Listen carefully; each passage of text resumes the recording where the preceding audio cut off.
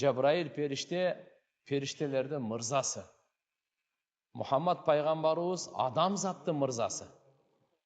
Жабраил періште пайғамбарымызға келіп айтқан: Я Мұхаммад, иш ма шит фа иннака майит. Қалашынша жаша, бәрібір өлесің. Ва ахбиб ман шит фа иннака муфариқу. Кімді ғана жақсы көру, бәрібір қоштасасың. Же ал сені таштап кетеді, же сен аны таштап кетесің. Ну сөзсіз қоштасасың. Ва амал ма шит фа иннака маджзиюн би. Қалағандай амал қыл, анын ақысы сөз саңа беріледі деді. Қалашынша жаша, бәрі өлесің. Қалағаныңды жақсы көр, бәрі қоштасасың, ажырашасың. Қалағандай амал қыла бер деп қойды. Жақсы қыласың, жамал қыласың, таңдау сенде. Бүгін жақсы іш қылсаң дағы, қалағандай қыл. Жаман іш қылсаң дағы, чын сөйле, жалған сөйле, әділетті шеш, зұлымдық, әділетсіздік өзің біл. Қаласаң ибадат қыл, қаласаң қылмайлы қой.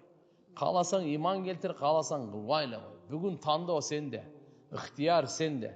Бірақ бұның артын біліп қойғандай екен. Алла бұйрық берген бізге. Шон үшін дінде мәжбүрлау жоқ.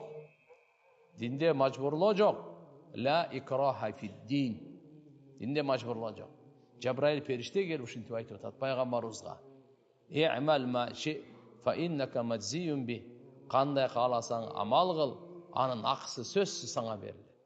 Көзің менен амал қыласың, құлағың менен амал қыласың, тілің менен амал қыласың, ойың менен амал қыласың, ниетің менен амал қыласың, қолың менен амал қыласың, алқымың менен, уятты жерің менен, пұтың менен. Қысқасы айтқанда, чаштан тырмаққа чейін адамдың денесінен амал шығады тұрғанда. Адамдың ошол действиялары, қимыл әрекетін амал деп айтады.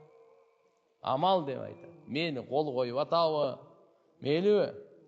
мейлі басып атауы, бардығы бұл амал. Ошоны айтып атады, жақшылыққа егерде жақшы амал қылсаң, машалла, Алла ақысын береді. Жаман амал қылсаң, сөзсіз ақысы беріледі. Шынтіп айтып атады: Ва алам анна шарафал муъмин қиямуху биллейл. Біліп қой, момындың шарапаты түнкі намазда, түнкі ибадатта. Ва истигнауху ва иззаху истигнауху анин нас. Момындың ыззаты, момындың авторитеті, әвири адамдарға көз қарандысыз болуда. Адамдардың байлығына қызықпайлы ғой, билігіне қызықпайлы ғой, мансауына қызықпайлы ғой. Адамдарда емнесі бар, дүниесіне аға қызықпа. Ошода сенің авторитетің, сенің иззатың, сенің әвирің. Бұны кім айтты? Жабраил періште. Кімге айтты? Мұхаммад алейхиссалам. Емне үшін айтты? Сізге біздің құлағыңызға кіріп, жүрегіңізге отырсын деп айтты. Пайғамбарымыз арқылы мына бізге келіп. Демек, біздің ыззатымыз туған адамдардың байлығынан көз қаранды болуы да.